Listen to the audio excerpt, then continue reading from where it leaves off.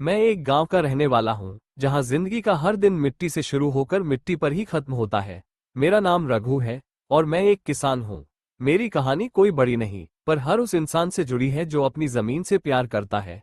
हर सुबह सूरज की पहली किरण जब खेतों पर पड़ती है, तो ऐसा लगता है जैसे धरती माँ मुझे पुकार रही हो।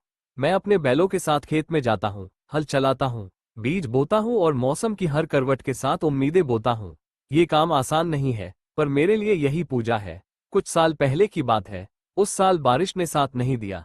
खेत सूखे पड़े थे और आंखों में सिर्फ चिंता थी। साहूकार के कर्ज और बच्चों की पढ़ाई की फीस मेरी रातों की नींद छीन रहे थे। गांव के कई लोग शहर चले गए, पर मैं नहीं गया। मेरी जड़ें इस मिट्टी में थीं। फिर एक दिन मैंने कुछ अलग करने की ठानी। गांव के स्कूल मास्टर ने मुझे जैविक खेती के बारे में बताया। शुरुआत में लोग हंसे, रघु अब कीड़े पालेगा खेत में। पर मैंने हार नहीं मानी। मैंने गाय का गोबर, नीम की खली और घर के कचरे से खाद बनाए। पानी की बूंद बूंद बचाई और ड्रिप इरिगेशन लगाया। पहले साल की फसल थोड़ी कम हुई, पर लागत भी आधी थी। अगले साल मेरी उपज ने सबको चौंका दिया। बाजार में जैविक अनाज की मांग ज्यादा थी और दाम भी। गांव के लोग जो कभी हंसे थे, अब मुझसे सीखने आए। धीरे धीरे मैंने अपना कर्ज चुकाया और बच्चों को शहर पढ़ने भेजा। आज मेरा बेटा कृषि विज्ञान पढ़ रहा है और बेटी गांव में महिला किसानों को प्रशिक्षित कर रही है।